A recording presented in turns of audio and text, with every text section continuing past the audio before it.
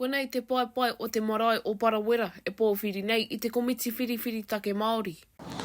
Tino marama kia hau, ngā kōrero tuku iho, mō Ooraakau, mea ka titiro ai ki te āhua tōku kuia. E mau ana i aia, ko te wairoa aku tūpuna, ko ngā kōrero mo te mama i te aharana, i tino ki te roto i aia. Aia nei mahi a tātau, kei aku hoa riri, kei aku hoa piri.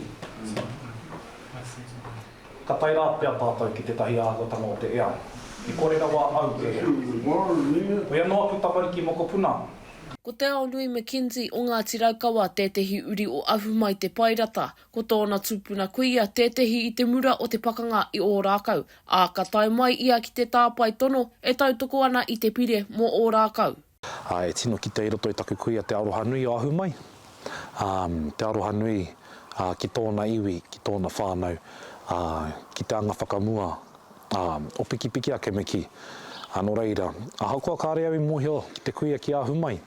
Ko ngā kōrero mōna e tino hāngai ana ki ngā kōrero, ki tōku ake kuia, te au e mōhio nei au. Ko te matua, ko te hokinga mai o te whenua. Te whenua e rei a tonu nei e te toto o tātou tūpuna. Te whenua e karapoti nei i ngā poroiwi o tātou tūpuna ka whakahokia mai ki roto i ngā ringaringa o ngā mokopuna hei mori māmata. Ko rāhui papa o Waikato Tainui e tautoko ana i te pire, engari tērā ngē tehi mea matua me panonitia.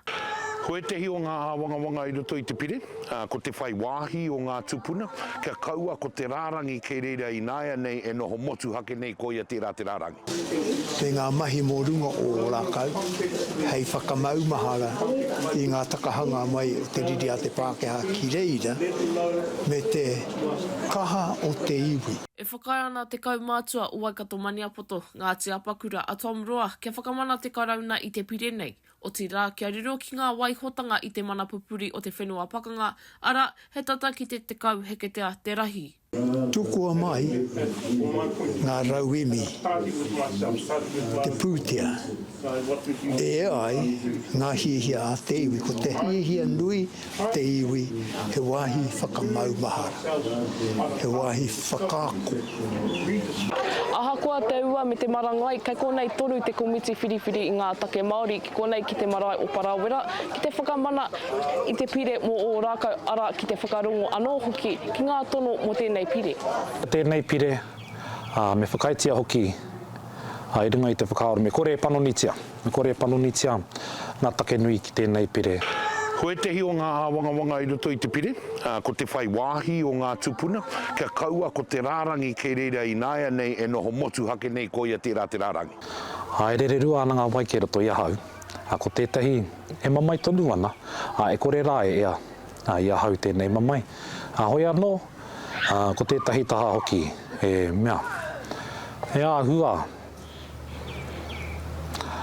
Ka arepe hari koa ana, engari e hikaka ana, mo te ao pōpō, taihoa e kite, me pē whai hua i tēnei pire roto i te whare pāremata, ki reira pia, mārama hau ki o kua ke kare aroto.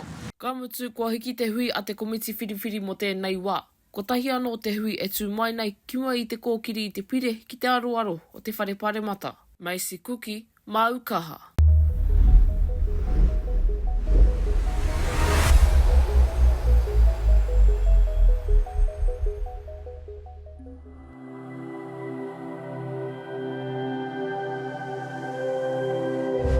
Ko te reo, te take.